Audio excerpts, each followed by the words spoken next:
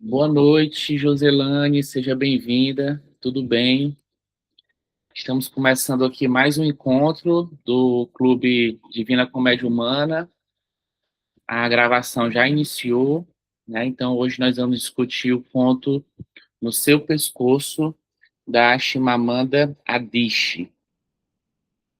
Gente, o nosso clube, né, ele já tem 11 anos e meio. Ele tem, de certo modo, aí uma estrutura, né, para trabalhar as obras. Nós costumamos trabalhar aí três eixos, seriam, no caso, os elementos da narrativa, a estrutura da narração e os recursos estilísticos. Então, no nosso questionário, né, que serve como espécie de guia de cada encontro, nós tentamos explorar, né, esses três aspectos, tá certo? Mas a gente também gosta muito, assim, de trabalhar a própria discussão, né? Perguntar o que é que você acha, como você se posiciona sobre certas questões que aparecem ali no texto, né? E outra coisa é que nós costumamos dizer que a questão mais importante para a gente, e sempre é a primeira questão de cada encontro, é como foi essa sua experiência de leitura, né? Ou como foi essa sua experiência de releitura, né? Se você gostou, se foi uma leitura tranquila para você, se essa leitura te causou alguma impressão. Então, nós até recomendamos que vocês registrem assim essas impressões, né? Porque, como eu disse, como é um clube que já tem 11 anos e meio, com o tempo, né, essas impressões, né, elas servem como uma espécie de diário da tua experiência de leitor, né, da tua vida como leitor, né. Então, o fato da gente gravar já entrega um pouco essa coisa do registro, né, e essa coisa do acúmulo e o sentido que isso tem conforme nós vamos trabalhando não somente uma obra, mas diversas obras. Então, eu começo o encontro de hoje perguntando o que você achou dessa leitura, como foi essa leitura para você, quais foram as impressões que você teve ao ler essa obra, uma obra tão curta, uma obra que dá para ler aí talvez em meia hora, né, gente? Alguém gostaria de começar, de dizer? E aí essa primeira pergunta é uma pergunta que todos são convidados a dizer, cada um a dizer um pouquinho assim a sua impressão, claro, de maneira resumida, que depois a gente consegue explorar um pouco mais.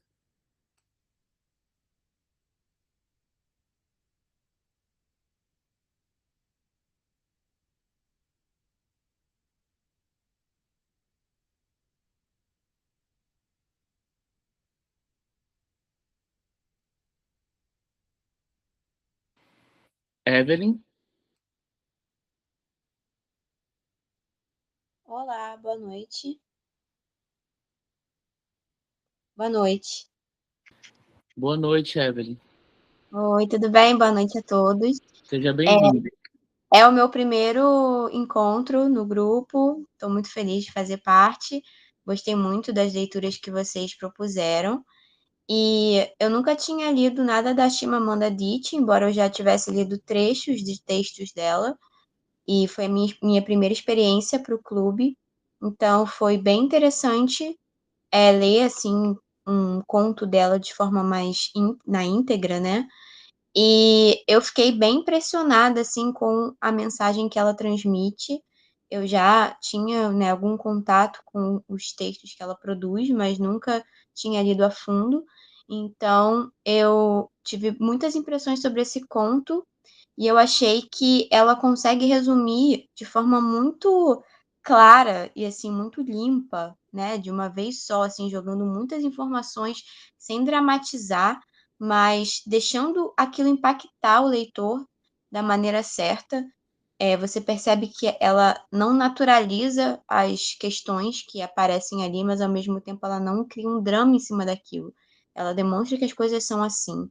Ela apenas relata, né?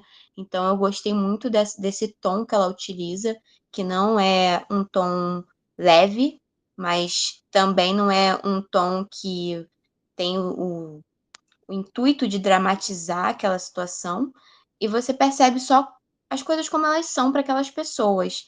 E para essa personagem especificamente, agora eu não vou lembrar o nome dela, acho que é a Kuna, se eu não me engano, ela demonstra uma vivência muito difícil desde o início da história, né? Desde o início do conto. A gente percebe que ela tem muitos sonhos, ela vive aquele sonho americano, né? Entre aspas, de ir para um outro país que todo mundo acha que as pessoas têm muitos carros, que a pessoa assim que vai para lá automaticamente ela vai ter um carro, uma casa, condições financeiras muito melhores, né, do que a do país de onde ela vem, onde é uma realidade muito difícil, e a própria família dela se reúne ali esperando que ela consiga seguir aquelas expectativas que eles criam, né, sobre aquele local, com presentes e tudo mais. E aí a gente percebe que ela se decepciona, se desaponta com aquela realidade, mas ela nunca demonstra um desapontamento. A gente percebe no subtexto, nas entrelinhas, o desapontamento dela ao longo de todo o relato. A gente percebe que as dificuldades pelas quais ela passa, que nada é simples, nada é fácil na vida dela quando ela vai para os Estados Unidos, e até mesmo quando ela encontra um relacionamento com uma pessoa de lá, né, dos Estados Unidos, que é algo que ela sempre provavelmente romantizou e que é romantizado pelas pessoas naquele local de onde ela vem, ela percebe que mesmo uma pessoa que parece entendê-la, ainda assim não a entende e não está no mesmo nível de vivência e de experiência que ela. É uma pessoa que se diz conscientizado, mas que ainda assim você percebe as diferenças gritantes entre eles e como que eles não conseguem ter sintonia, justamente pelas suas diferenças. E isso é muito duro, porque a gente percebe que até para ela amar é algo complicado dentro daquela realidade. Então, é um conto que me impactou bastante, que me fez perceber questões sociais de forma muito mais clara do que eu tinha antes, e que eu acho que vai ficar reverberando comigo durante muito tempo. É uma personagem muito forte, uma personagem que marca bastante, e eu acho que me deu vontade de ler os outros contos. Cheguei a ler alguns, não terminei, mas, assim, se esse conto já me impactou tanto, eu tô pensando, assim, como que eu vou lidar com todos eles. Acho que a gente tem que ler aos poucos, porque é muita informação e a gente fica muito impactado, de fato, com tudo que ela demonstra ali. É isso, obrigada. Obrigado, Evelyn. Excelentes apontamentos e comentários. Muito obrigado. Fidelis, seja bem-vindo. Boa noite para você. Radassa também. Obrigado. Bem-vinda. Vou passar agora para a Boa Boa Joselane. noite. Josi, Tudo bem? Boa noite, né, a todos. Assim, também foi bem impactante para mim, né? Até porque ela está falando dela, mas é algo que também você consegue se ver ali, né? Esse sonho de você ir para algum lugar, né, da imigração, né? Então é um choque do real, da realidade. Eu acho que traz muitos temas assim que para mim, né, a questão da migração, dela se deslocar, o sentimento dela querendo ou não, né, a expectativa, a solidão, o isolamento dela, a questão cultural também, ela vários momentos, né? A forma como as pessoas percebem o país dela, percebe quem mora na Nigéria. Então, assim, a própria ilusão da pessoa achar que vai, né? E a gente vê muito isso, né? O real e o imaginário, essa idealização que as pessoas têm. Então, ela traz muitos temas, assim, e que tá numa pessoa, né? Ela tá narrando, mas ao mesmo tempo você se sente dentro da história. É, também uma coisa que me marcou muito foi o silêncio dela, né? Ela não queria desmoronar o sonho da família, né? Da imaginação que a família tinha de uma realidade que ela não queria, né? Então, assim, é, eu acho que tem muita coisa que a gente pode. A forma, por mais que ela esteja lá, mas ela não se sentia pertencente ao lugar, né? Então, tem essa questão dela, né? Interna, dela estar no lugar, mas não estar. Então, eu gostei bastante, né? Tem a questão, é, a angústia, o medo. Tanto é que ela fala muito a questão do nó na garganta, né? Então, assim, que expressa um pouco de ansiedade, né? De incerteza. Enfim, gostei demais. É um conto curto, mas com muitas coisas, assim, que traz para a gente pensar, né? Então, gostei demais.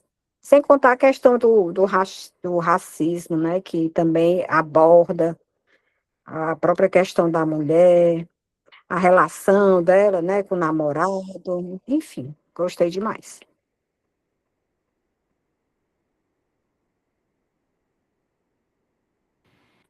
Obrigado, Joselane. Gente, estamos nesse primeiro bloco de questões que são, na verdade, para nós compartilharmos aqui as nossas impressões sobre essa leitura.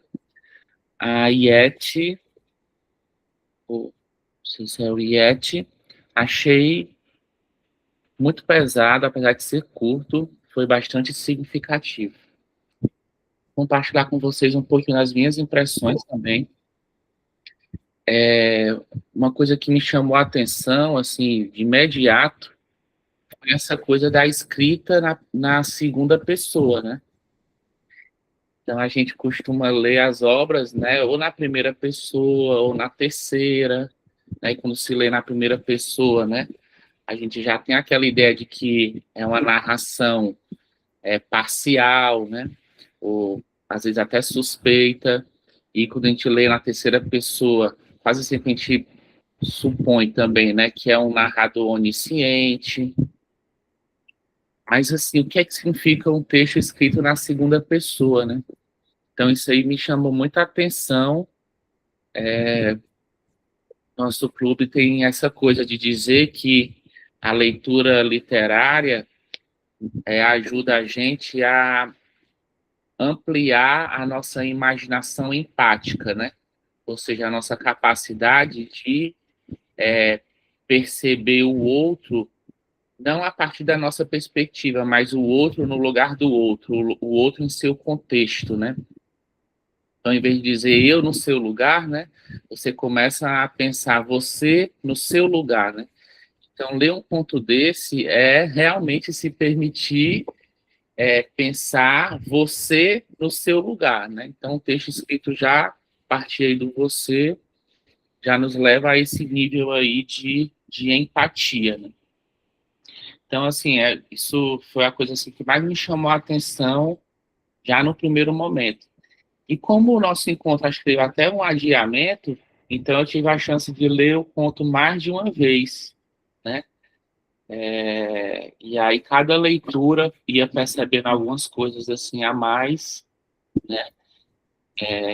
Eu notei muita questão do espaço geográfico. Você tem ali Lagos, né, que é na Nigéria. Aí você tem o Mei, que é para onde ela foi no primeiro momento, que era um lugar frio, hostil, uma cidade só de gente branca, né? Onde o tio dela, que não era exatamente um tio, né? Era um artigo da diversidade, né? E onde as universitárias, né? Da universidade comunitária, faziam perguntas sobre a África, que acabavam expressando mais ignorância misturada com arrogância. E que, de fato, assim, as pessoas de Lagos, na Nigéria, também eram um pouco ignorantes, assim, sobre, né, os states, né? Elas também alimentavam algumas ilusões, né? Mas a ignorância e as ilusões das colegas dela universitárias não eram só ignorância, eram também um pouco de arrogância, né? Vinha junto com uma certa arrogância, com um certo preconceito mesmo, discriminação, né? E aí, por fim, ela sai do Maine, vai para Connecticut, e aí ali ela experimenta uma maior invisibilidade, ela vive em um quartinho minúsculo com um tapete manchado, né? Os fundos do restaurante, né? Ela frequenta as bibliotecas públicas, né? Então, assim, esses espaços, o Lagos, o Maine e Connecticut, não vou pronunciar bem isso aqui, mas acho que também não tem problema, espaços de isolamento, em que vai ampliando esse isolamento, né? Então, esse final em que ela regressa, porque em Lagos, ela vivia assim, em quartos divididos com 3 irmãos. O trânsito era caótico, né? Então, assim, não é que ela não se sentia sozinha em Lagos, mas assim, ela vivia num amontoado, né? E quando ela vai para os Estados Unidos, ela experimenta um nível de isolamento e de solidão, né? Então, a gente fica até se perguntando se o retorno dela para a Nigéria, ao final, se não tem a ver justamente com essa tentativa de, sabe, de solucionar, assim, sabe, essa solidão que ela estava experimentando, esse isolamento que ela estava experimentando. Então é isso, gente. Esse é o meu comentário inicial. Vou passar agora para a Radassa e depois o Fidelis já pode emendar o seu comentário também. Obrigado. Peraí, cara. Boa noite, gente. Bom, prazer estar de volta. Vamos lá, então, sobre a minha impressão diante da leitura do conto. Eu não consegui escutar o começo, né? Eu cheguei um pouco atrasada do que a Evelyn. Foi a Evelyn, né, que estava posicionando na sua fala, do que ela falou. Então, se eu estivesse sendo redundante, vocês me perdoem. Vamos lá, então. O que eu percebi sobre o conto? Eu fiquei ligando o tempo inteiro à realidade brasileira, sabe? Também dessa idealização com a imigração dos Estados Unidos, essa questão do racismo também.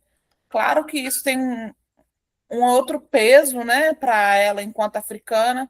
Não que aqui não se tem racismo, se tem muito, mas assim, num continente onde a maioria das pessoas são pessoas pretas, de repente ela estar num lugar só de pessoas brancas, isso tem um impacto, né, para ela. Mas assim, eu liguei o tempo todo com a realidade brasileira, da idealização da imigração.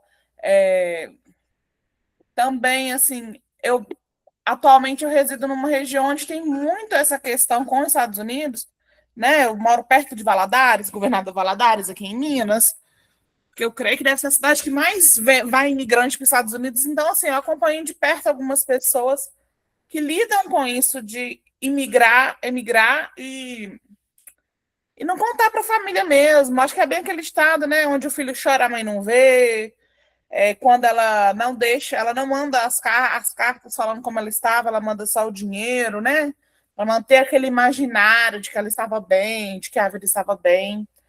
Então, assim, para além dessa questão da solidão, do racismo, eu vi também uma questão que me chamou a atenção, foi nessa relação com esse namorado dela, que parece que ele colocava ela num lugar quase que de fetiche, sabe? Tipo, eu estou com uma mulher africana, um lugar de objetalizar ela enquanto mulher. Por mais que ele se coloca num lugar de não, eu entendo, eu estou com você, mas na hora que ele vai lá num restaurante chinês, né, o dono não a considera como uma pessoa para ser uma companheira dele e ele não fala nada. Assim, na hora que é o momento dele se posicionar de fato, ele não se posiciona. Ele faz que um semblante de posicionamento, mas na hora de se posicionar, ele não se posiciona. E aí, assim, a gente não sabe bem ao certo, né? Não tem como saber ao certo todos os motivos pelo retorno dela, mas para mim parece mesmo um retorno à casa, sabe? Até o colo de uma família, de se sentir em casa, de ter uma sensação de pertencimento, que ali nos Estados Unidos ela não foi acolhida de fato, né? Ela era sempre ela ter que dar para receber, né? Tem até uma parte no conto que fala disso, dela ter que dar algo para ela receber algo. Então, assim, não teve troca genuína nessas relações que ela esteve enquanto ela estava nos Estados Unidos. Era esse tio que era um abusador, era esse namorado que colocava ele nesse lugar de fetiche, era aonde ela foi contratada que ela tinha que receber menos do que os outros para ela poder ter um lugar, era sempre um lugar de menos, né, do que os demais. Então, assim, é muito complexo. Eu vejo que é possível mesmo de lidar com a realidade brasileira também dessa questão da imigração.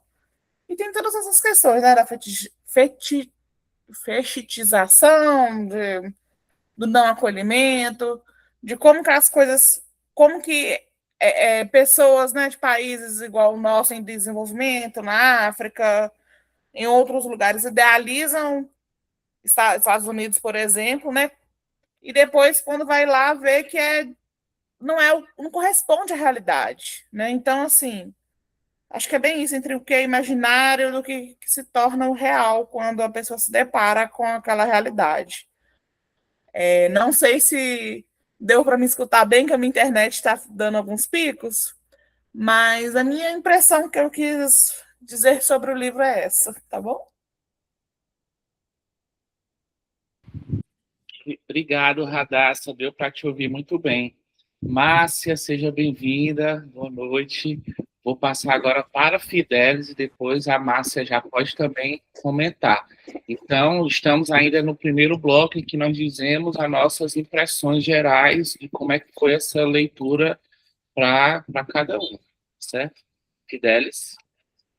Obrigado, boa noite a todos. Eu queria dizer que assim, me interessei muito inicialmente pelo texto escolhido, não tinha lido nada dela ainda, e eu tenho muita curiosidade pela literatura da África como um todo, li apenas poucas autoras de lá, e as duas experiências que eu tive foi muito interessante, e o texto me cativou, pela todas as abordagens que ela adotou, a questão da imigração, da sensação de estar lá, de estar fora, de ser um elemento estranho, né, pela a leitura que eu faço, não só de outro país, mas quando você se desloca também, por exemplo, do interior do estado e vai para uma grande metrópole, e você tem que sobreviver ali por conta própria, né, se sentindo estranho, no ninho, até se conseguir alcançar o seu espaço, isso também é uma coisa relevante. Mas, assim, o texto dela, essa questão que o Marcelo começou a falar, dela usar a segunda pessoa, eu estava sempre esperando, sinceramente, eu li o texto esperando uma tragédia ao final. Eu achava que era alguém contando a memória de um filho, eu achei assim, que era a mãe, ou a filha contando a história, a experiência da mãe no outro lugar, né? Não foi esclarecido quem era essa pessoa que narrava, né? O narrador a gente não sabe, a proximidade, salvo engano, da principal, né? Da personagem principal. A minha interpretação seria filha, mas foge, porque ao final você não vê essa conexão, né? Então, acho que o texto não pede essa explicação também, né? E então me cativou, né, a questão também da distância da família, esse nó que ela fala ao princípio, que talvez seja um nó de insegurança, de nó talvez de se sentir inadequada naquele lugar. Então, foi super válida essa leitura, e sigo aí, certamente tenho interesse de ler mais coisas da Chimamanda. Passo a palavra. Obrigado.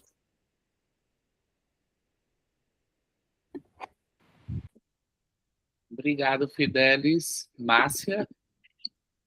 Oi, desculpa meu atraso, mas aqui problema de fuso horário. Marcelo, você escolheu um conto que é a minha realidade, sabe? A minha realidade aqui em Toronto, Canadá. Eu li assim esse conto várias vezes, li durante a caminho do trabalho, li de volta ao trabalho, e realmente assim eu me vi na personagem, né? Porque como é que eu posso explicar? Eu não vivo nos Estados Unidos, eu vivo no Canadá, é totalmente diferente, são culturas diferentes. Então faz 8 anos que eu vivo aqui. No início, você vem com a mala cheia de fantasias, de expectativas, mas a realidade aqui é totalmente diferente, né? Começa assim, a minha saga começou dentro do avião, que eu fui super maltratada pela aeromoça, né? Que era uma pessoa de cor americana.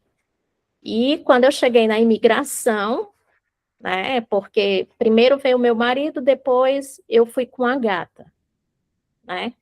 Aí a moça da imigração achava que eu estava sozinha e você tem que assinar um termo, e uma cláusula do termo era assim: prostituição é proibido. Ela enfatizou bem, né? Porque eu estava sozinha, estava com a gata, e eu tive que me impor. Eu disse, poxa, eu sou casada, né? E outra coisa também é porque eu fiquei presa na imigração porque eles queriam o nome do meu pai. Eu nunca tive pai, eu sempre tive mãe. E eu tive que dar o nome do meu sogro, porque senão eu não entrava. Aí, assim, primeiro foi a barreira da língua, né? E foi. Aqui as pessoas são muito, como é que eu posso dizer, distantes, né? Depois de um ano, a minha vizinha me chamou para tomar um café na casa dela. É diferente da gente brasileiro, né, que a gente se conhece, aí, vamos tomar um café ali e tal, no mesmo dia. Não, aqui não. Aqui é depois de um ano, depois de muito tempo, a pessoa tem que ter confiança. E assim, eu sentia saudade de casa, tudo muito novo, aí veio o inverno, eu nunca tinha visto neve na minha vida, veio a questão do preconceito também, né? Eu trabalhava no local que tinha muito indiano, gente do Paquistão, e eles me perguntavam se eles pensam que a mulher brasileira é prostituta, né? Topa tudo, porque uma que trabalhava lá dizia isso. Aí quer dizer, né? Um paga por todos. Aí uma coisa assim que me chocou muito foi o preconceito com outro brasileiro, a discriminação eu senti na pele, né? E coisas que até mesmo assim, pessoas de outros países, hoje em dia eu tenho assim, amigos de gente de tudo quanto é canto. Eles ficaram chocados, porque quando eu disse assim, que para mim no Canadá não foi nem a questão da distância, da dificuldade, da luta em si. Foi em saber que pessoas do mesmo país me desprezavam porque eu sou do Nordeste, né? Ainda tem esse porém. Aí vinha aquela história, ai, porque você é comunista, você... Aí vem a questão política, né? E mesmo assim, em plena aula de inglês, quando eu encontrei uma pessoa que era do Rio de Janeiro, ela teve a cara de pau dizer que a gente de Fortaleza, o único transporte que a gente tinha era jumento. Gente, eu não estou brincando, não, é verdade. E comia rapadura com farinha. E eu tive que explicar para, como eu disse, a minha professora de inglês, o que é que estava acontecendo, né, tal. Aí outra coisa também é que é a eterna luta, né? Todo mundo que vem para cá tem a síndrome de Ulisses, né? Não sei se vocês já ouviram falar. A gente é lutando todo dia, é querendo sobreviver, é querendo um lugar ao sol. E pensamos que depois que você tem a residência permanente, a cidadania, você vai estar de pé de igualdade com o canadense, mas não, né? E assim, eu conheço gente que trabalha Ah, comigo. Oi. e aí, como foi essa leitura para você sobre a obra ali, especificamente? Assim, eu gostei muito, eu me identifiquei, a questão da imigração em si, né? Outra coisa também que eu gostei muito foi que a própria personagem, eu não sei se vocês observaram, mas ela carrega um pouco de preconceito dentro dela mesma, né? Pelo fato dela ser de cor, ela ser negra. E, assim, em alguns momentos, ela era, assim, meio desconfiada com tudo. Depois daquela experiência com o tio, que ela sai de casa, né? Ela ficou meio desconfiada. Até quando aparece esse rapaz com boas intenções, vamos pensar assim, ela achou assim, ela ficou bem mais desconfiada. Como é que pode um cara branco chegar perto de mim, e tal? E, ao mesmo tempo, ela foi criando, assim, um pouco de confiança, ela foi criando um sentimento mútuo por ele. Só que, com o passar do tempo, né, ela começou a perceber que aquele sentimento era só... Aquele sentimento que ele tinha por ela era ilusório, né?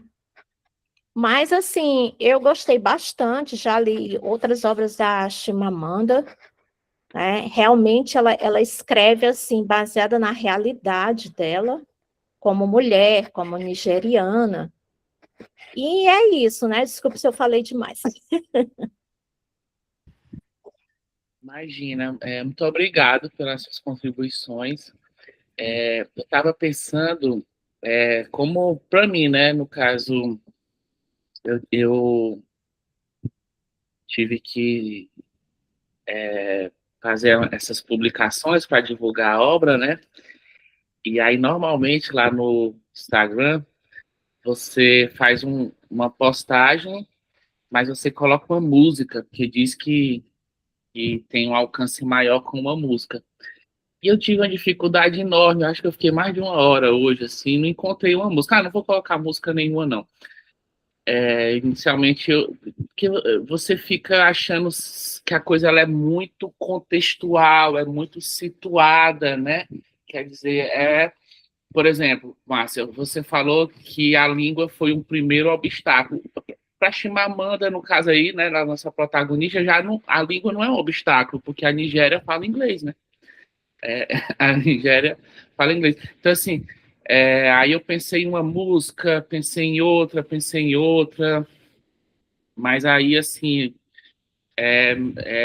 achei que tive dificuldade de encontrar alguma música que realmente manifestasse algo aí sobre esse conto, né? Então, para você ver a nossa dificuldade também, né? Então, eu pergunto aqui para vocês, e essa é a primeira pergunta do nosso questionário, quem é que a história ela é escrita na segunda pessoa? Você, você, você, você. Quem é esse você que desembarca na América? E como foi para você ler essa obra, né? A partir do você, a partir dessa segunda pessoa aí do singular. A gente costuma aqui dizer no nosso clube que a leitura nunca deixa de ser um espelho.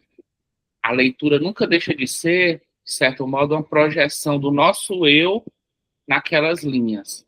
Mas a leitura, às vezes, ela consegue ser mais do que um espelho, ela consegue, às vezes, ser também uma janela em que nós, de certo modo, nos abrimos para um novo mundo, para uma nova realidade, uma realidade que escapa completamente daquele nosso eu inicial. E aí esse eu, ele consegue se alargar, ele consegue se ampliar. Então, uma obra como essa, eu digo para você, essa minha reticência, essa minha incapacidade de encontrar uma música, porque a música ela é muito assim, dentro do acúmulo que eu tenho, né, do meu imaginário, assim. Quer dizer, o meu imaginário, ele se revelou insuficiente para alcançar esse você desse conto no seu pescoço. Mas isso não é ruim, isso mostra uma coisa boa também. Quer dizer, mostra que esse conto consegue, talvez, me dá a oportunidade de ir além, né? Além do meu próprio eu, né? Então, queria perguntar para vocês como é que foi isso? Quem é esse você? Como é que foi para você ler uma obra a partir do você? E se você teve, assim, essa dificuldade, assim, de alcançar o você narrativo aqui desse conto.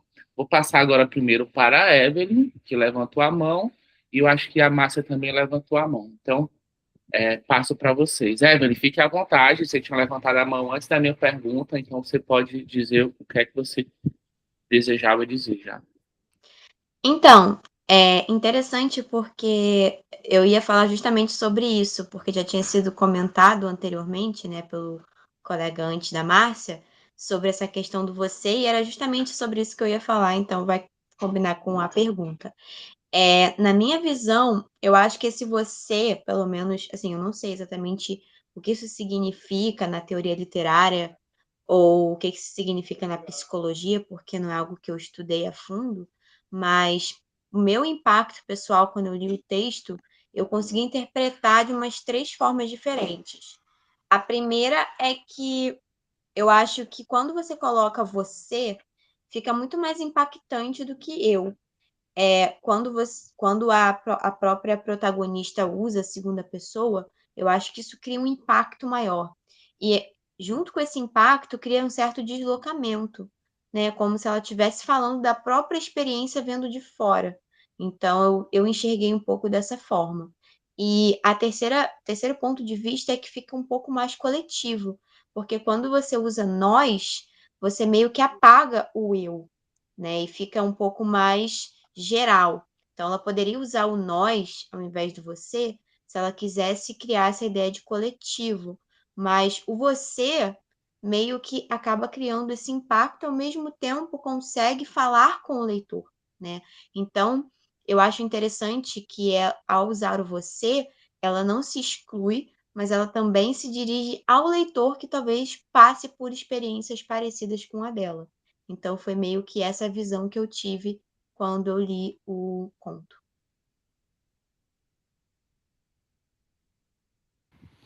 Obrigado, Evelyn. Muito obrigado. Márcia? Olha, eu concordo com o que a Evelyn falou, mas eu complemento. Para mim, o você é inclusão, não é só apenas o deslocamento, mas a inclusão e a fragmentação. Na verdade, o uso do você durante todo o texto foi uma escolha assim bem radical e ao mesmo tempo essa escolha ela cria efeitos simultâneos, como imersão, por exemplo, o leitor ele é empurrado para dentro da experiência, não há uma distância confortável, né? Quando você lê ao longo do conto, há uma despersonalização, por exemplo, a protagonista ela perde o eu, né? E isso reflete muito na experiência migratória, né? Ela deixa de ser o sujeito para se tornar função. Por exemplo, a, a imigrante, o corpo em si. E outra coisa também é a multiplicidade, né? O você não é só ela, mas também uma categoria social, né? E uma coisa e durante a leitura, você sente um desconforto, né? E esse desconforto, ele se torna importante, porque nem todo leitor pode realmente ocupar esse você, o que evidencia a desigualdade de experiência.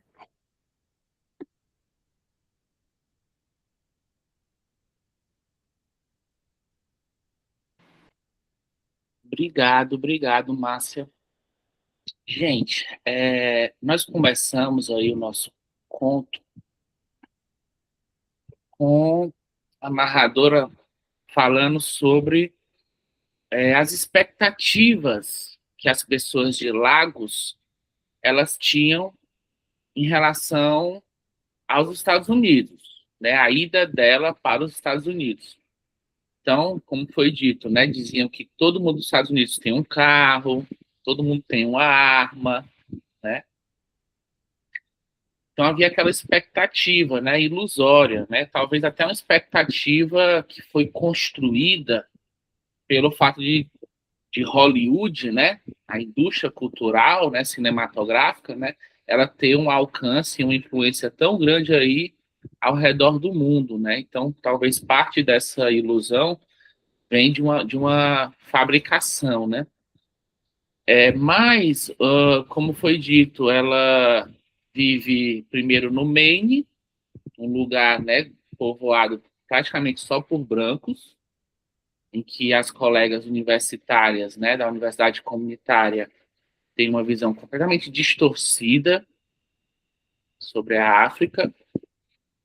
E depois ela vai para Connecticut, onde ela vai viver em uma habitação muito precária, né? Então, você tem esse contraste entre as expectativas e o que ela experimenta, desde o primeiro momento, né? Então, aquela frase do falso tio, né? De que aqui na América se dá muito, mas também se recebe muito, é dano que se recebe, e essa frase depois ela é reposicionada dentro de um contexto de agressão sexual, né?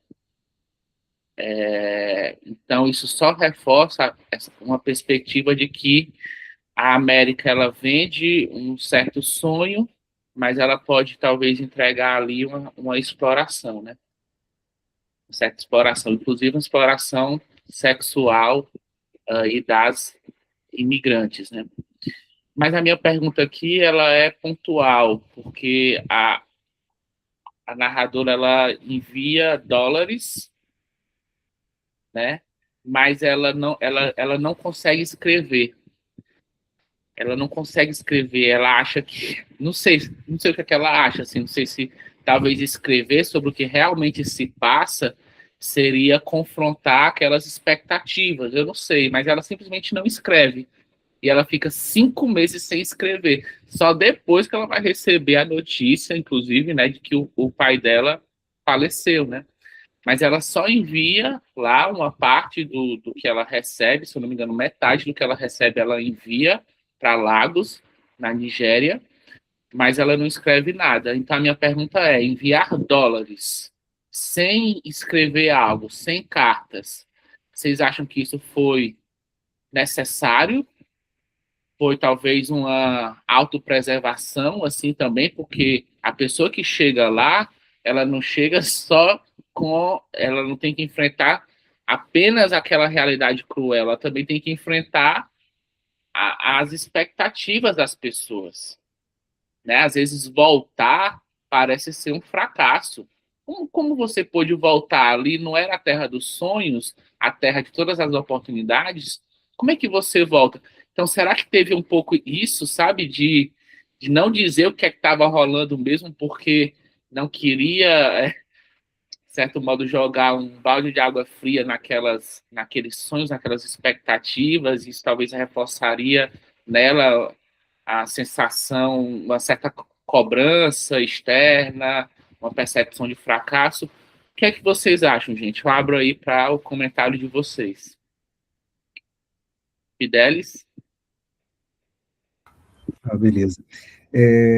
Eu acho que é um confronto interno dela, né? Ela veio com essa expectativa toda, e eu acho que ela narrar todas as experiências que ela teve, o desapontamento com atitudes do tio, né? Os preconceitos que ela passou, então eu acho que isso era pesado, né? E então o silêncio acho que foi uma autopreservação, com a palavra que você até mesmo usou aí. E agora, a remessa dos dólares sem as cartas, eu acho que exatamente com essa finalidade. Mas a sensação que eu tenho, talvez ela tenha se arrependido depois, né? Não sei, porque a questão do contato, de saber notícias do pai, né? Ele já tinha falecido e ela ainda estava... ela foi saber tempos depois. Então, eu acho que foi isso, essa questão de quebra mesmo de expectativa e autopreservação, né? Ela estava se preservando e preservando também aquela família que estava colocando, de certa forma, possivelmente, alguma esperança, né, dela estar lá. É isso, passa a palavra.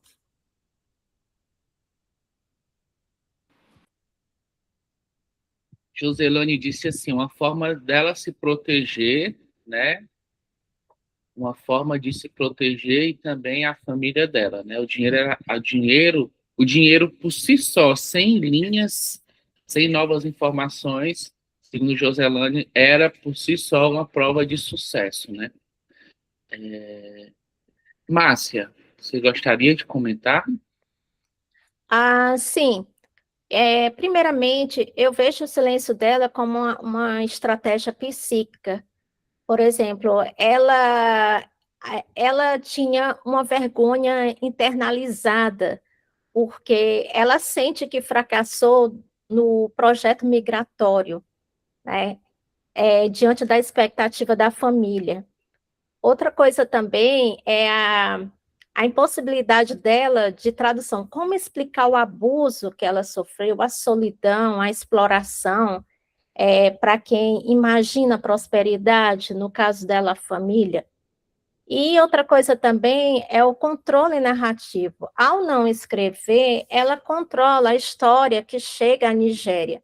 Então, enviar dinheiro sem cartas funciona como sinal econômico de sucesso, né? E outra coisa também é um apagamento emocional deliberado, ou seja, não é uma frieza da parte dela, é uma forma de evitar um colapso psicológico, né? E falar seria reconhecer a dor.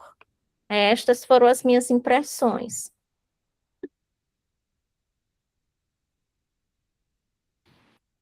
Obrigado, Márcia. Gente, vamos conversar agora sobre o título da obra, No Seu Pescoço, né? Isso serve como alguma espécie de metáfora, né?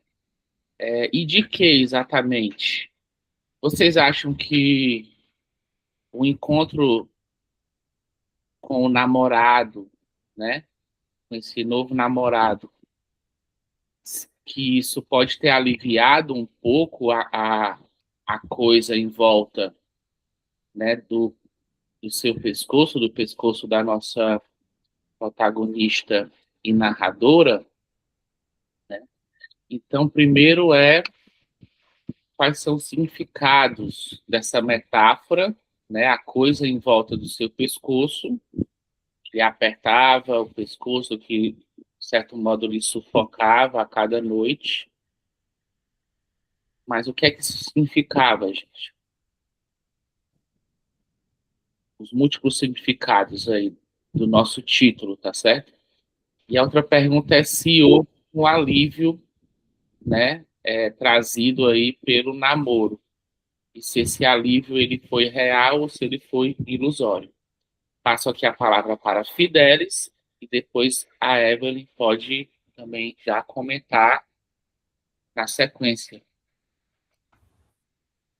Pois é, eu até, quando terminei a leitura do conto, eu voltei para saber, pesquisei a palavra pescoço, né, coloquei e tal, para ver em que momento ele era citado, e para ver se batia com o que eu estava, né, pensando. Então, acho que foram dois trechos, e um deles, quando fala que ela sentia que aquele nó, aquele aperto, deixava de acontecer, foi exatamente no momento em que ela começou a baixar a guarda, né, do relacionamento dela com o namorado. Né? Ela entendeu que ele era um pouco diferente das expectativas, talvez, do que ela estaria esperando. Então, eu achei isso, era essa ideia de tensão, né? Ela queria, um pouco antes, vinha narrando uma história de um lugar que ela trabalhou, que ela se sentia invisível, né? E essa era a sensação que aflorava nela. E a partir do encontro com ele, foi um momento em que esse alívio veio à tona, né? Esse sufocamento diminuiu. Então, por quê? Porque ela conseguiu um ponto de apoio, um ponto positivo dentro das experiências dela lá. Então, essa foi a minha interpretação. Agora, com relação ao namoro, se ele é real, se é ilusório, a Dácia levou a questão dela dela talvez tenha sido usada por ele como um fetiche, né? Mas ele, a princípio, ele é narrado como um cara bem diferentão, né? Pelo menos os gostos, o que ele gostava, o interesse dele pela cultura dela, e ele tinha conhecimento de coisas de lá, né? E aí eu não sei, isso é uma questão do relacionamento, não deixou muito claro isso, se isso aí era uma roubada para ela, né? Ou não, assim, né? Então, da realidade, eu interpretei esse relacionamento como uma espécie de porto seguro dela nessa experiência, nesse país estrangeiro. Então, essa é a palavra para a Evelyn. Então, foi falado no comentário justamente o mesmo entendimento, parecido com o que eu tive, que quando você tem ansiedade, você tem essa sensação quase física de sufocamento. Então, eu acho que ela mostra, né, sem dizer, que o que a personagem está passando naquele momento é uma sensação de ansiedade muito forte e persistente. E a gente percebe isso por vários fatores que estão acontecendo na vida dela naquele momento. A solidão, o isolamento, a quebra das expectativas. E quando você se vê numa situação em que os seus sonhos, as suas expectativas, os seus objetivos perdem o sentido, você vê que nada daquilo ali conseguiu se concretizar e você não vê nenhuma forma de isso realmente acontecer. Eu acho que você tem aquele baque, né? Aquele impacto de, tipo, uma crise mesmo. Então, eu vejo muito dessa forma, que talvez aquela sensação é quase física mesmo, dela estar passando por algo que ela simplesmente perdeu completamente o sentido, né, da vida dela, o sentido que ela tinha até ali. E isso causa uma crise que leva a sintomas físicos de ansiedade. Foi o que eu entendi sobre a questão do seu pescoço. E eu tinha comentado também sobre a questão do fetiche, que foge um pouco dessa pergunta, mas que já tinha sido mencionado antes, que o meu entendimento foi que vai um pouco além do fetiche que a gente vê estereotipado. Porque se esse relacionamento tivesse sido fetiche do jeito mais estereotipado que a gente conhece, seria diferente. E é justamente aí que mora o maior a maior ameaça, porque não é um fetiche de forma clara, né? Ele não é aquele namorado tóxico de maneira muito visível. É muito sutil a forma como ele trata ela e a forma como ele desrespeita ela. Ele é aquele namorado que parece presente, que parece assumir, entre aspas, leva para casa, sai com ela com alguma frequência, demonstra exclusividade. Para ela, é até difícil perceber o que está errado. O que está errado com esse relacionamento? Ela sabe que tem alguma coisa errada, mas ela não consegue entender o quê. E eu acho que isso que causa maior desconforto, porque durante todo o tempo, ou pelo menos no início da relação, parece que aquilo meio que tira ela daquele estado de depressão, talvez, ou de ansiedade muito forte, e que começa a trazer um novo sentido para a vida dela. Mas, ao mesmo tempo, ela vai se desapontando com aquilo, porque ela vai percebendo que aquele relacionamento gera diversos incômodos que ela não consegue nomear.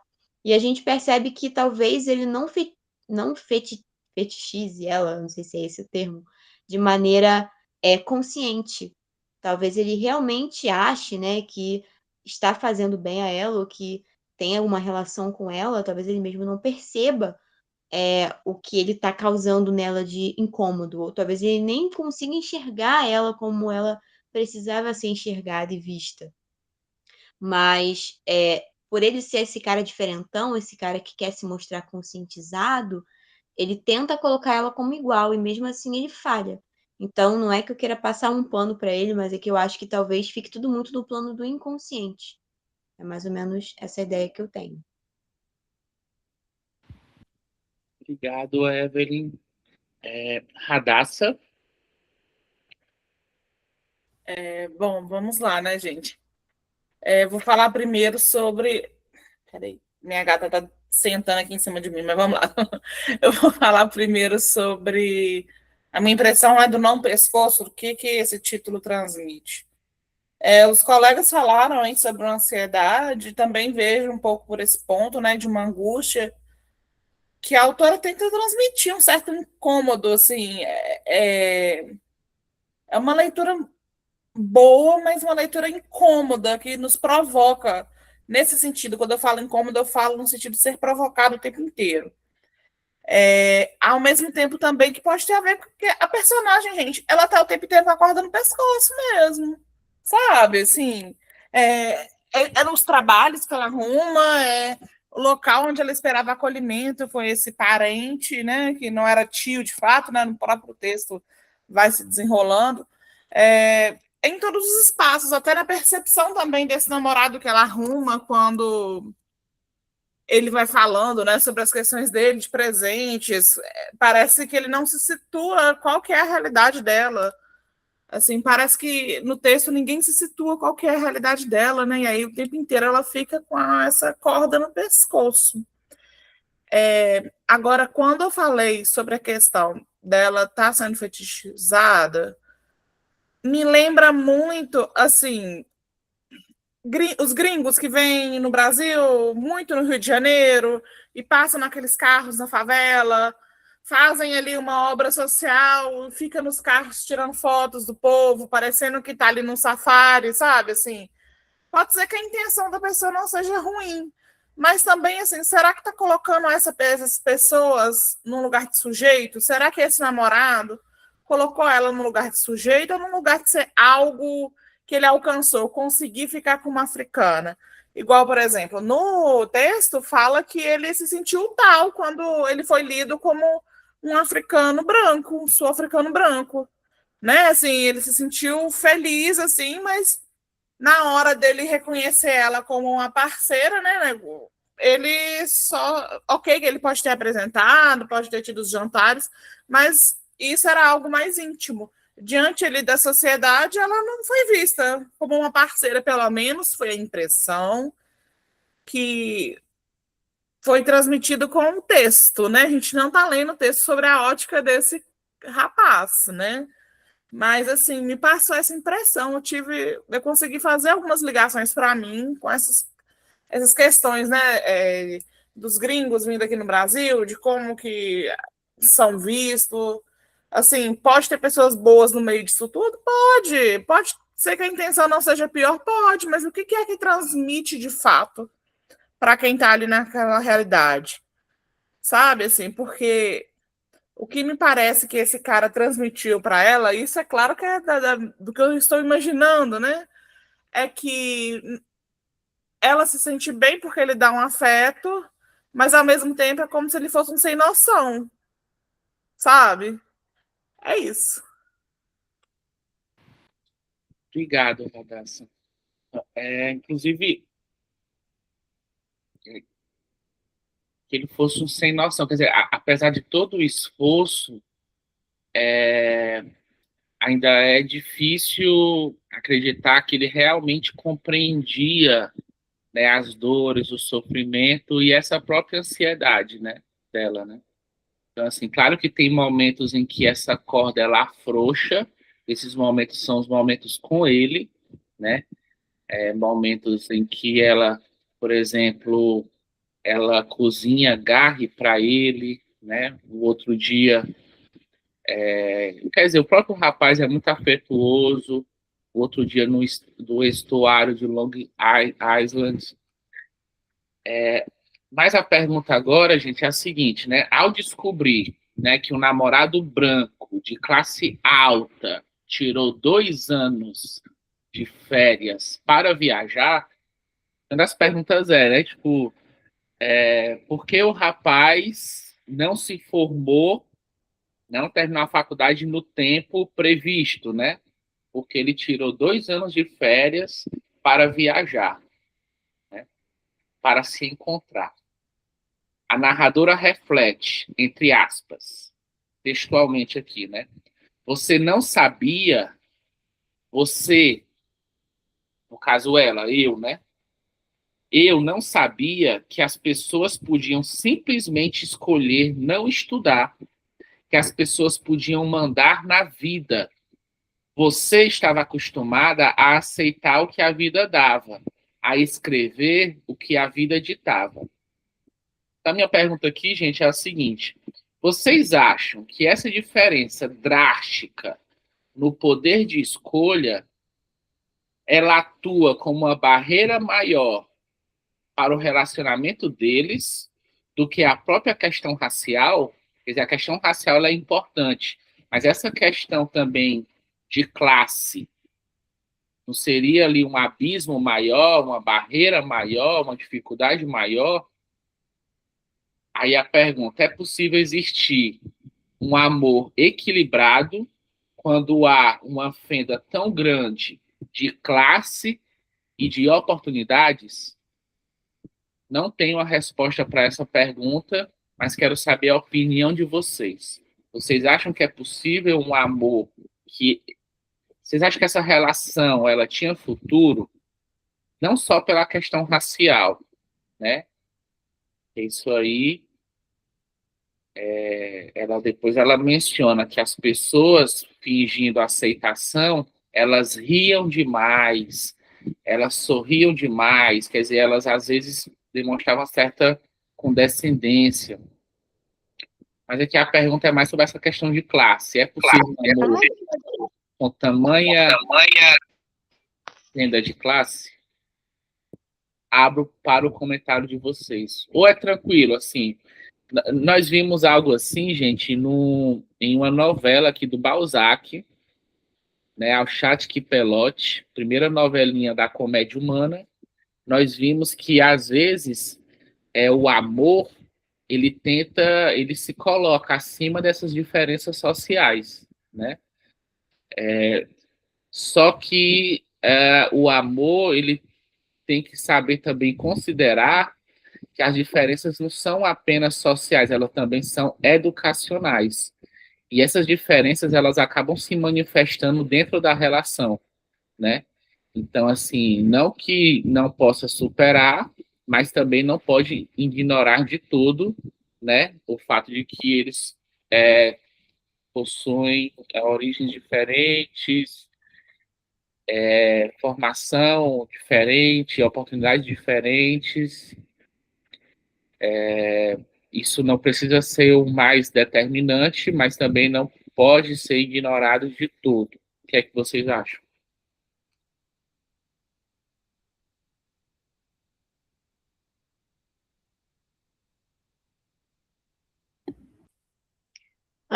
Posso falar? Eu acho que, primeiramente, a relação entre eles não é interracial, mas é interclassista em um nível bem extremo. Por exemplo, ele busca, ele viaja por escolha, ele consome culturas. No caso dela, ela tem que se adaptar para viver e ela migra por necessidade.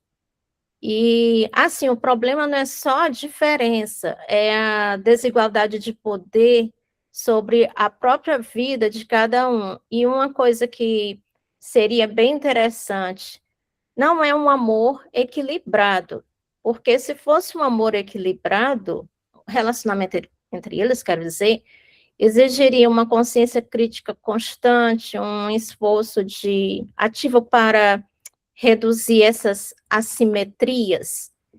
E assim, e ele não chega totalmente lá, esse relacionamento deles, porque ele pensa que, pelo fato de ficar doando as coisas, né, dando as coisas, tentando agradar, falando um pouco da cultura dela, achando que está agradando ela, né, como é que diz? Não está funcionando, até porque ele tem uma parte lá que ele quer viajar com ela e quer conhecer a família dela, quer estar, assim, no mesmo canto que ela, só que a realidade é outra, né? Talvez ela esteja querendo mostrar a ele o quanto a realidade dela é nua e crua, é dura, e vai ser um choque, assim, muito, sabe, assim, muito grande para ele. Essas foram as minhas impressões. Obrigado, Márcia. Excelentes impressões. Passo agora para a Radassa e depois para a Evelyn.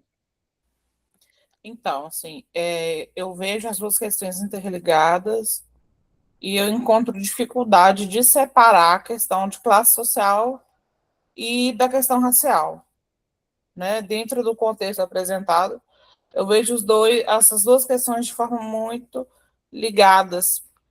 Então, assim, para mim não é possível separar o que é de classe social do que é da questão racial. Assim, para mim está tudo muito intrínseco. Sobre a questão de ter uma relação, né, com uma pessoa de uma classe social tão distante, também não consigo responder, não. Acho que não é possível responder de uma forma generalizada, sabe?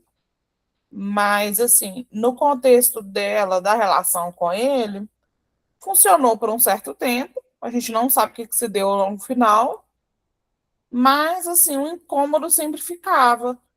Por mais que, para mim, ele era muito sem noção, mas será também que ela falava com ele que isso era uma questão que incomodava, sabe?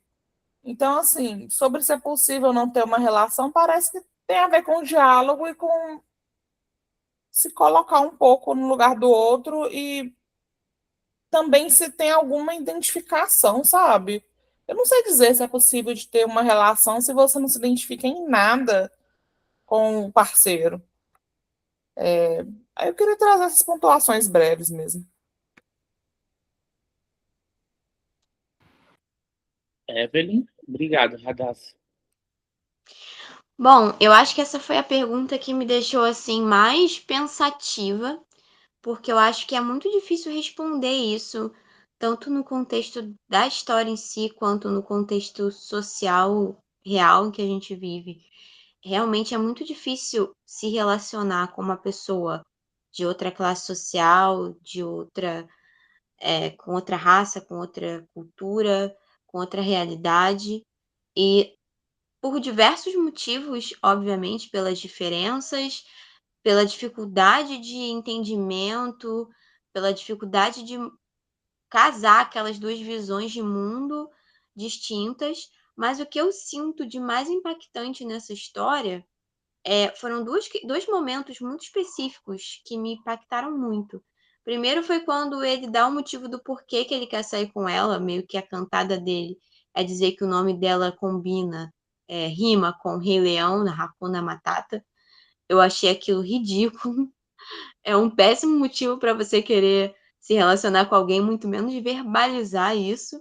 E já mostra ali que falta uma certa noção por parte dele e que ele vê ela de uma maneira como se fosse uma autovalidação de mais um projeto daqueles que ele tem de viajar e conhecer outras culturas. Agora ele está querendo fazer outro tipo de imersão, que é o emocional. Então, me pareceu muito ele vendo ela como um projeto e às vezes ele vê ela também como uma forma de caridade, quando ele se dispõe a dar coisas a ela sem perguntar se ela quer ajuda, se ela está precisando de ajuda. Não é como se ele estivesse observando ela, prestando atenção nela e vendo o que ela realmente precisa. Mas ele simplesmente acha que a maneira que ele tem de demonstrar afeto e com uma pessoa da realidade dela é dar coisas, que é provavelmente o que ele pensaria de qualquer pessoa que ele vê naquela situação em outros países em que ele visita. Então, você vê que desde o começo existe alguma coisa errada com essa ideia do relacionamento. Não é um relacionamento de fato, né? Porque o relacionamento devia ser você querer enxergar o outro como ele é, você se importar com o outro. E não é o que acontece nesse caso. E outra questão que me chamou a atenção foi um momento em que ela estava contando para ele uma situação triste, uma situação difícil, não lembro exatamente qual agora, e ele diz: Eu entendo. E ela fica revoltada com aquilo, porque é claro que ele não entende. Então, isso também fala um pouco da ideia de empatia.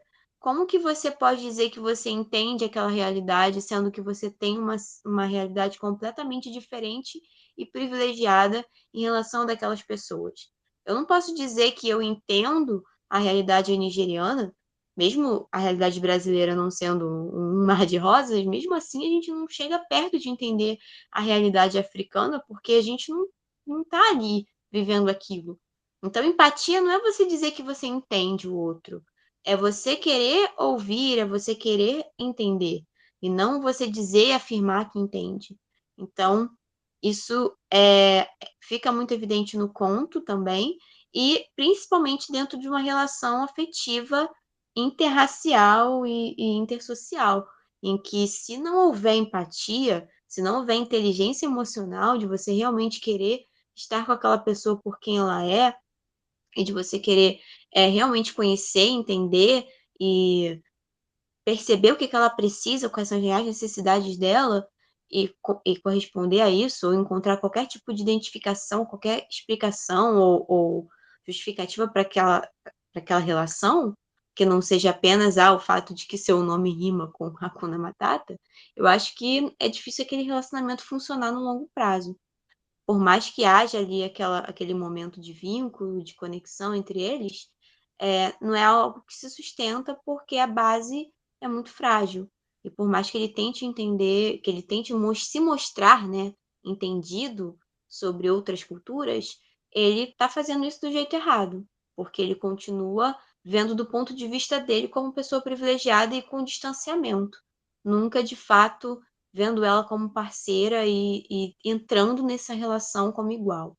Então, acho que esse é mais ou menos o problema desse relacionamento, que dificulta, claro, a maioria dos relacionamentos interraciais e intersociais, porque é muito difícil ser diferente disso, mas que seria possível se não houvesse esse distanciamento que é criado.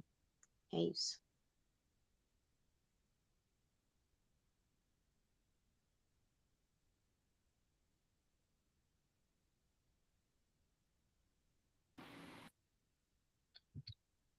Excelentes comentários. Muito obrigado, Evelyn. Gente, estamos encaminhando aí para a nossa pergunta final do nosso encontro. Então, um encontro que deve durar aí por volta de 1h30, ou seja, 3 vezes mais do que o tempo que leva para ler o próprio conto.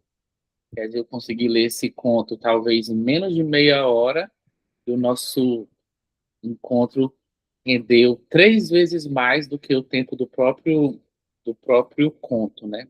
E, na verdade, poderia render muito mais, porque é uma obra muito rica, né? E que realmente provoca ali muitos questionamentos, tá? Eu enviei para vocês, agora no grupo do WhatsApp, uma versão desdobrada do nosso questionário, né? Então, esse questionário que vocês estão vendo aí já é uma forma resumida que, né, eu coloco aí na apresentação e que eu uso aí também lá no post do Instagram. Mas aí eu vou ler aqui essa questão, que é a última questão, na forma desdobrada, tá certo? Que inclui, no caso, os trechos da própria obra. Ao descobrir, né, que o pai morreu há 5 meses. Quer dizer, Radassa falou um pouco que ela teve problema de comunicação com o próprio namorado, mas ela também teve algumas travas emocionais que bloquearam a comunicação dela com as pessoas da própria terra dela, né? Então, parece que esse problema de comunicação, ele é recorrente e generalizado, né? Que o pai dela morreu sobre o volante do carro e ela se prepara para embarcar de volta à Nigéria, né? O namorado insiste em perguntar se ela vai mesmo voltar, né? E ele pergunta isso por quê? Porque ele teme que ela perca o green card, né? E aí a obra termina da seguinte maneira: você, né, no caso a narradora, você virou de costas e não disse nada. E quando ele a levou de carro ao aeroporto, você abraçou. Então a pergunta vai aqui, ó. Sabendo de toda a bagagem de isolamento e o luto deslocado que ela carrega, como vocês interpretam a resposta silenciosa no aeroporto? Vocês acham que a protagonista retornará aos Estados Unidos para enfrentar novamente a solidão americana, para reencontrar com esse namorado, ou aquele silêncio sela o retorno definitivo de onde ela nunca pôde se desligar completamente? Então, gente, essa obra, No Seu Pescoço, fala sobre essa sensação de sufocamento, como vocês colocaram, essa ansiedade, que ela é muito forte, ela encontra o seu ápice após o evento traumático, né, da agressão sexual que ela sofreu pelo falso tio, e quando ela se encontra naquele quarto extremamente precário em Connecticut. Então, ali é o momento, assim, em que a coisa à volta do pescoço dela mais aperta. Quando ela encontra o namorado, né, essa corda, ela afrouxa um pouco, ela sente um pouco de alívio. Só que algumas não compreensões, né, algumas diferenças vão se manifestando naquele relacionamento, mas o pior é quando vem a notícia da morte do pai. Porque quando vem a notícia da morte do pai, aquele luto adiado, né, ele reforça, ele retorna a coisa à volta do pescoço dela. Então, aquele sentimento de ansiedade, de sufocamento, ele volta com toda a força, né? Então, a minha pergunta aqui é como é que vocês compreendem esse silêncio? O silêncio aqui, ele é propositalmente ambíguo, né? Então, ele permite que a gente o interprete em muitos sentidos. Como é que vocês interpretam esse silêncio final? Márcia.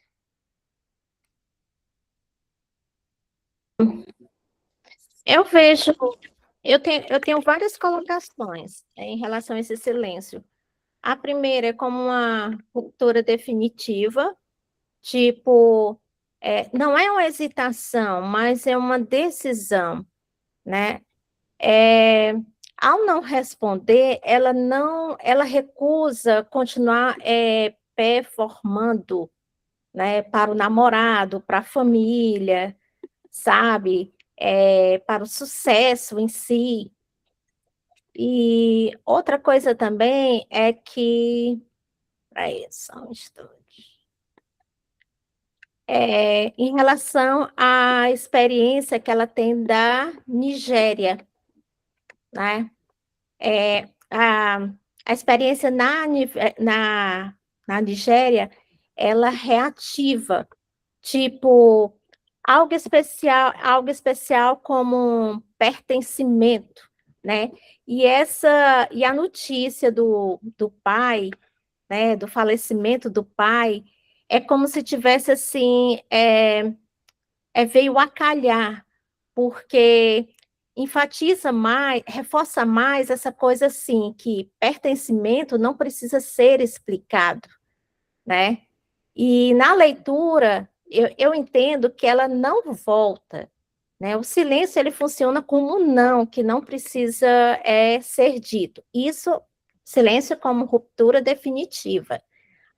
Outra questão é o silêncio como suspensão entre dois mundos, né? Ou seja, a impossibilidade de decidir, né? Ela não pertence totalmente aos Estados Unidos, ou seja, onde ela está. E também ela não é a mesma pessoa que saiu da Nigéria. Alguma coisa mudou nela. E esse silêncio, ele representa esse estado entre dois lugares, Nigéria e Estados Unidos. Ou seja, sem linguagem, sem certeza, sem identidade estável. E, assim, e não importa onde ela vai fisicamente, porque o conflito é interno, né? Outra coisa também é o silêncio como reapropriação de si, né? Durante todo o conto, ela é vista, explicada, definida por outros. E, no final, ela retoma o controle da própria narrativa e escolhe não se explicar mais. E nesse caso, o silêncio ele vira um ato de poder. Se ela voltar aos Estados Unidos, ela não vai ser a mesma pessoa submissa àquela dinâmica. E se ela ficar, não será apenas um retorno, mas uma escolha consciente, né? E, nesse caso, o silêncio, ele não é vazio. É o primeiro espaço que precisa pertencer a ela. E, ligando ao luto e isolamento, o luto deslocado da família, da vida que poderia ter sido, da identidade perdida, faz com que qualquer decisão pareça suficiente, qualquer lugar seja incompleto. E nesse caso, o silêncio ele faz sentido. Quando a dor não cabe em palavras, a ausência de palavras é a única resposta honesta. Então, concluindo, eu vejo esse silêncio não como uma decisão geográfica, mas como uma transformação interna. Ela pode até voltar aos Estados Unidos, mas volta mais como alguém que aceita ser reduzida, silenciada ou traduzida pelos outros. Esta é minhas impressões.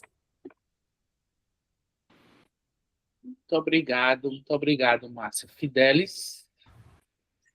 Pois é, a Márcia resumiu bem aí, meu entendimento não é diferente disso, mas eu achei uma estratégia muito inteligente da escritora colocar esse ponto ali, que é um ponto, para mim foi um ponto alto, que ela, como se a gente parasse para pensar no que ela estava imaginando, uma avaliação da experiência dela em um país estrangeiro.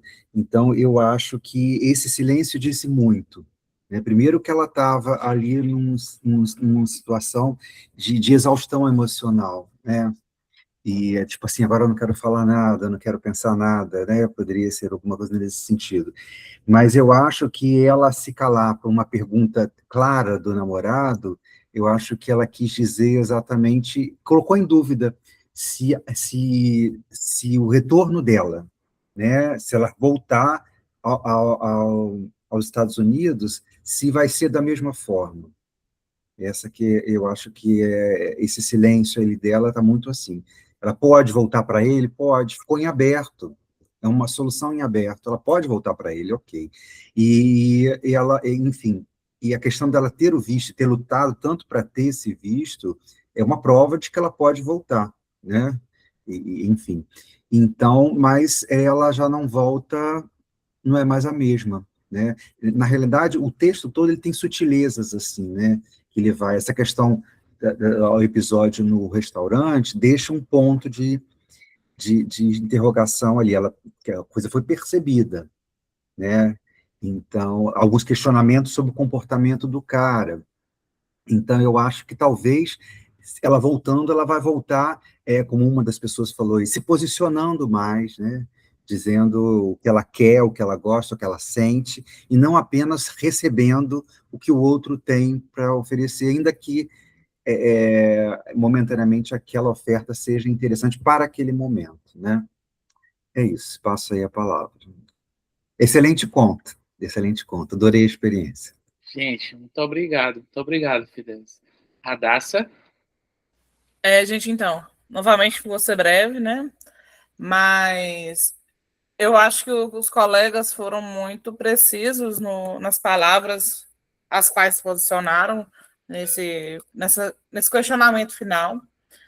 Mas, assim, só complementando, me parece que, assim, quando você ganha na loteria, não é exatamente uma escolha, você aceita, né? Por ser algo tido muito bom, como foi essa loteria para ela ir aos Estados Unidos. E aí me parece que essa luta dela, ao mesmo tempo que ela vai para a Nigéria, chega no aeroporto, ao mesmo tempo que ela luta para ter o visto, me parece que isso dá para ela uma possibilidade de escolha, sabe? Porque ela não teve muita escolha, assim, foi a questão da expectativa, da luta por uma vida melhor, e agora ela tem escolha. Isso me parece muito precioso, dela entender que ela tem essa escolha, ainda que seja uma escolha difícil, ainda que essa escolha implique muitas questões, mas agora não é mais uma loteria que ela ganhou, não é mais estar nos Estados Unidos não é mais algo idealizado, mas sim algo que ela pode escolher estar ali ou não.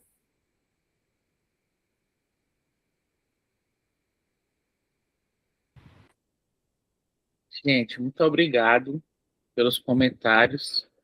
Eu lembrei um pouquinho, assim, de uma experiência que eu tive, né? Claro que não chega nem aos pés aí, né, da narradora, mas eu tive uma experiência assim quando eu fui viver em Porto Alegre, né?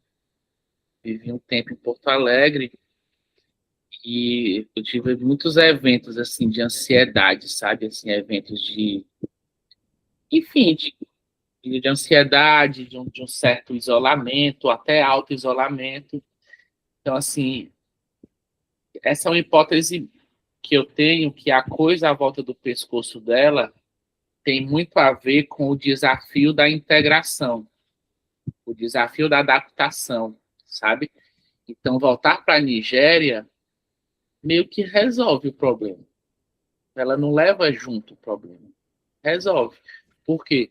Porque esse problema tem a ver com as expectativas. As expectativas, né, que ela e a família dela e as pessoas próximas dela na Nigéria tinham em relação aos Estados Unidos. Então, sair de lá é abandonar essas expectativas. Eram essas expectativas que tornavam, né, o peso, né, sobre o pescoço dela mais forte, entendendo? Então, essa é a minha interpretação. Não é a única interpretação possível, né? Mas eu acho que é uma interpretação possível, né? De que a volta aos Estados Unidos, por si só, é a solução para a sensação de sufocamento. Por quê? Porque essa sensação de sufocamento tinha muito a ver com aquelas expectativas exacerbadas, que tinham muito a ver com o desafio de realizar expectativas que não eram realizáveis. Não eram realizáveis. Então, gente, por hoje é só. Realmente esse encontro foi acima das minhas expectativas, durou aí 1h30, foi muito bom. Muito obrigado pelo tempo que vocês tiraram para vir aqui discutir literatura comigo, discutir literatura no nosso clube. Então, agradeço a cada um de vocês, agradeço em especial aos nossos apoiadores desse mês, né, a Melise, Fidelis, Radassa, América e Daniela. A presença de vocês todos por si só é muito importante e o apoio, né, esse apoio também financeiro que nós recebemos aí por parte desses nossos apoiadores também é fundamental, porque o nosso clube tem toda uma estrutura, né? Então a gente, né, toda estrutura e ter esse apoio para a gente significa muito. Nosso clube tem 11 anos e meio e tomara que ele tenha mais, como dizem os italianos, né, 100 anos, né? Vida longa ao Clube DCH. Uma boa noite para vocês, uma ótima semana e nos reencontramos na próxima semana já, gente. Já tem encontro na próxima semana, na verdade no domingo, né, do dia 17, se eu não me engano, ou 18. No domingo nós já nos reencontramos para discutir Romeu e Julieta de William Shakespeare. Então vamos voltar aí para os clássicos, vamos discutir uma peça teatral. E é isso, gente. Muito obrigado. Valeu.